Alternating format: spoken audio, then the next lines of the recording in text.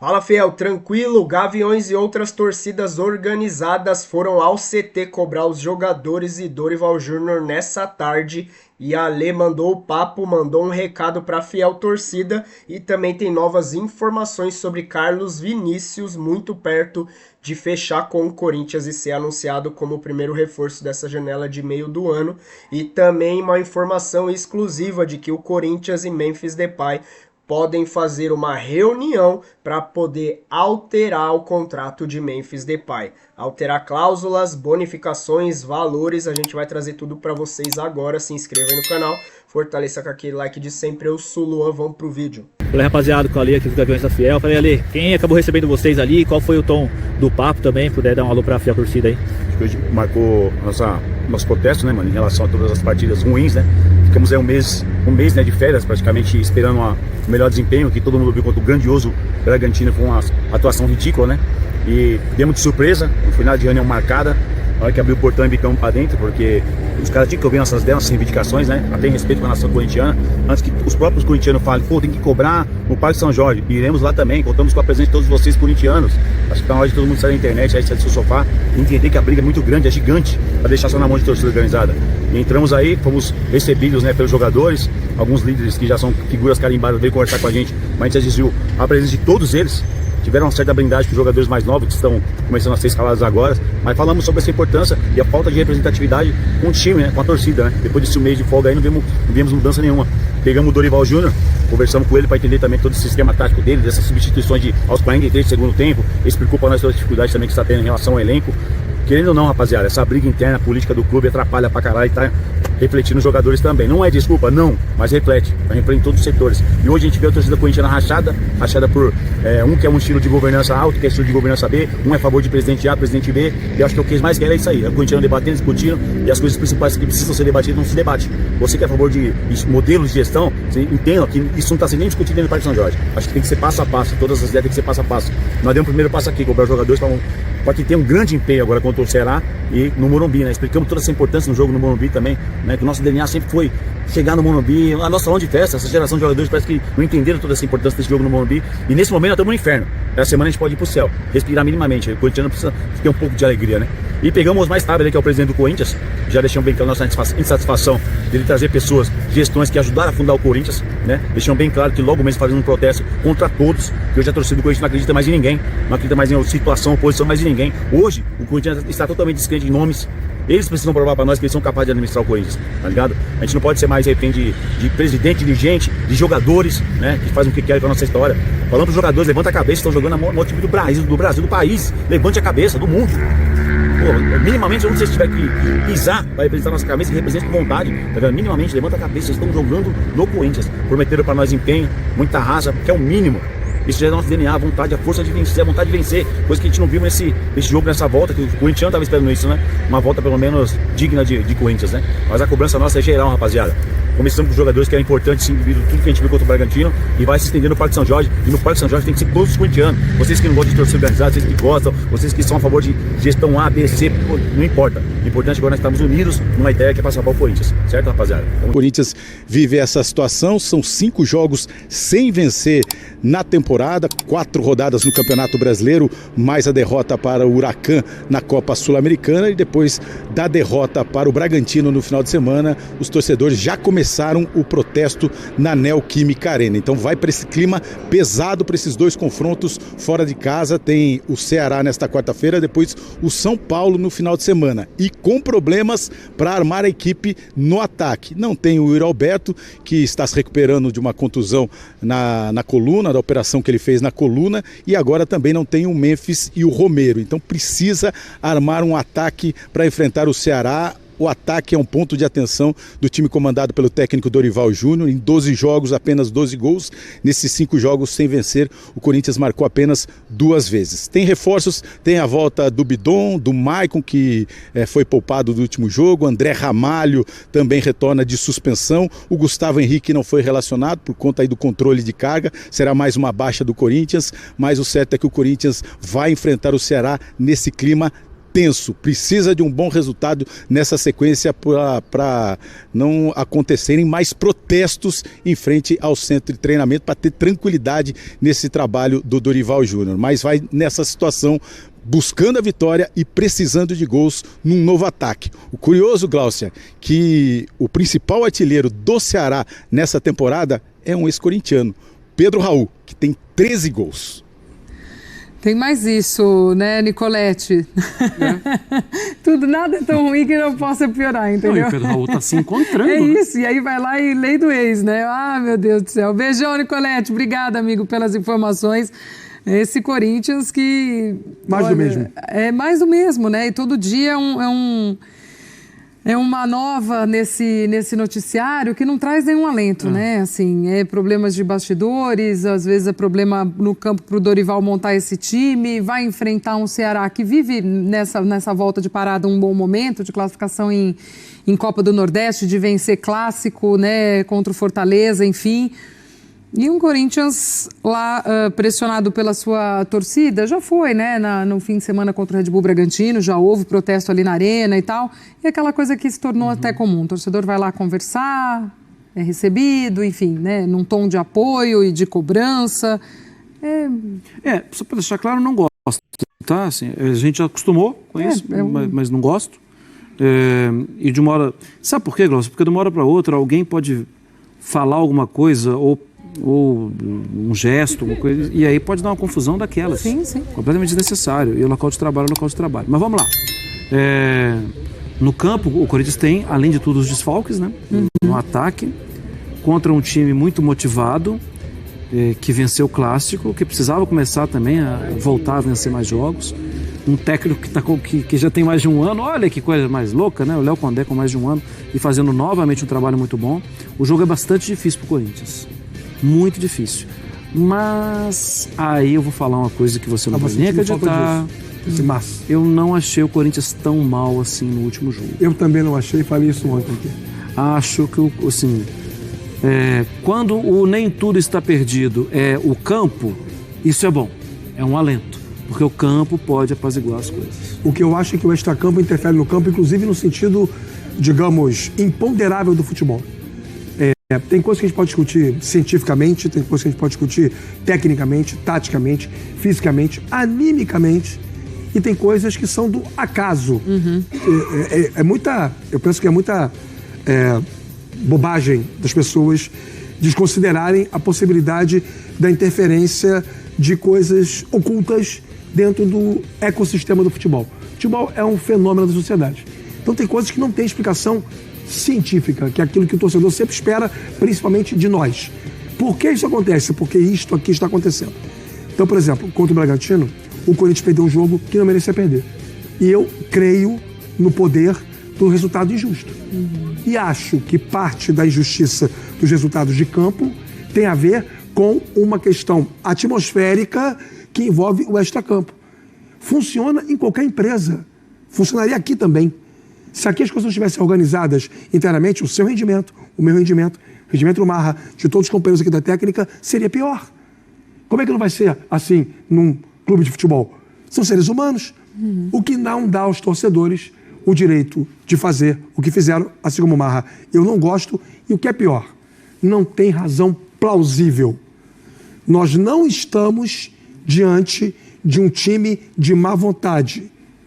Eu estou no futebol, se permitirem, faço 30 anos de futebol em setembro desse ano.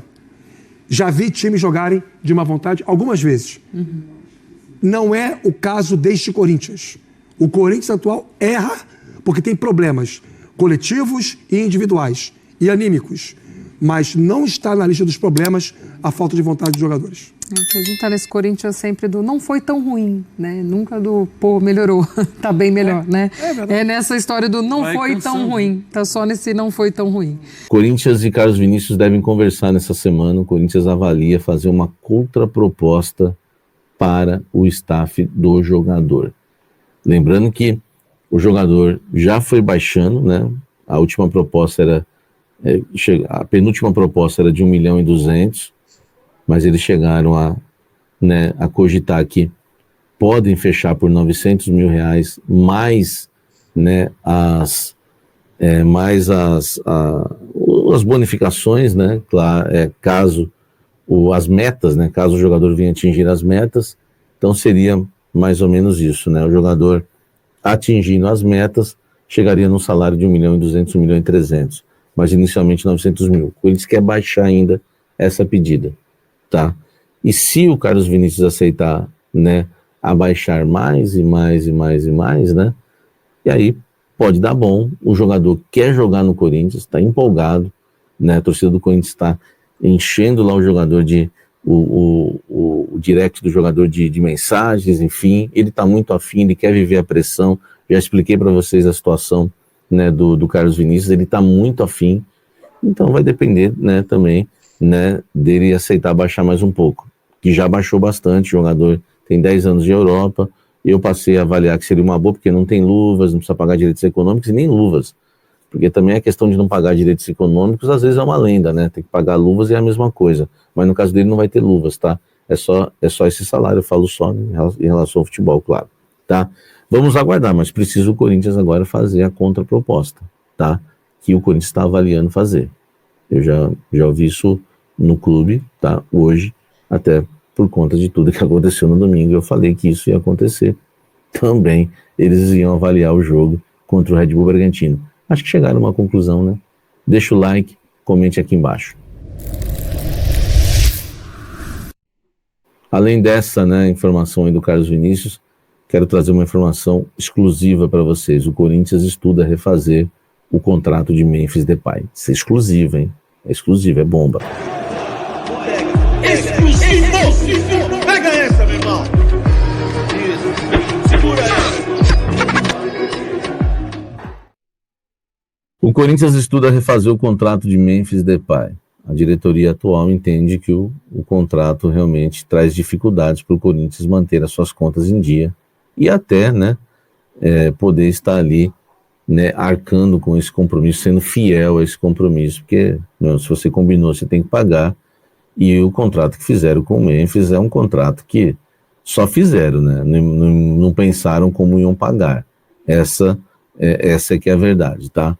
Olha só, nessa questão de refazer o contrato do Memphis, o Corinthians ainda não procurou o jogador para fazer essa sugestão a ele. Vai ter que contar com a flexibilidade dele, vai ter que contar com a sensibilidade dele e vai ter que contar com a vontade dele de permanecer no Corinthians com um contrato, né, um pouco menor, ganhando menos do que ganha hoje. O Corinthians só vai procurar o Memphis para sugerir, né, essa redução no contrato, refazer esse contrato dele após os jogos da Copa do Brasil, né, contra o Palmeiras, tá? O Corinthians tem 2 jogos decisivos, aí o Corinthians não quer mexer com isso, vai aguardar até lá. É bom deixar claro que a diretoria não tem nenhum problema em relação ao futebol do Memphis.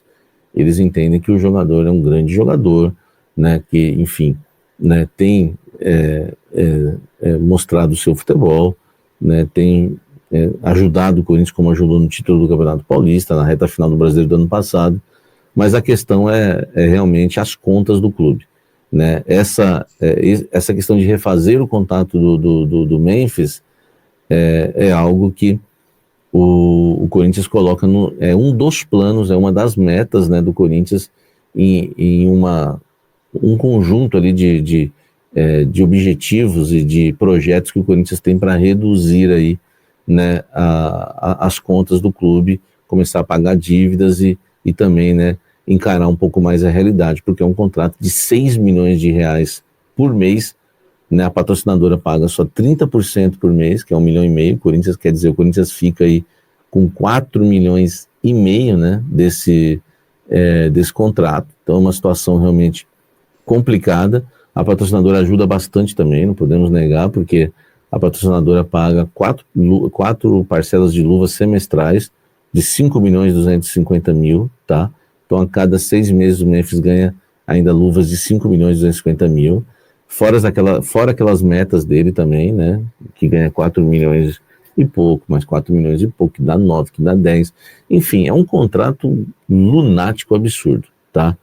Claro que isso daí não é palavras da atual diretoria, isso aí já é uma opinião minha, tá bom? Vamos ver se vai dar certo, sei lá para frente, tá? Mas eu queria já adiantar para vocês que quando acontecer lá, o canal Café dos Setoristas já trouxe em primeira mão para você. Fiel, a pergunta que fica é, após chegar a isso, e é provável que chegue no Memphis antes dessa tal conversa, será que o Memphis vai aceitar? Será que isso não pode induzir a uma saída de Memphis Depay?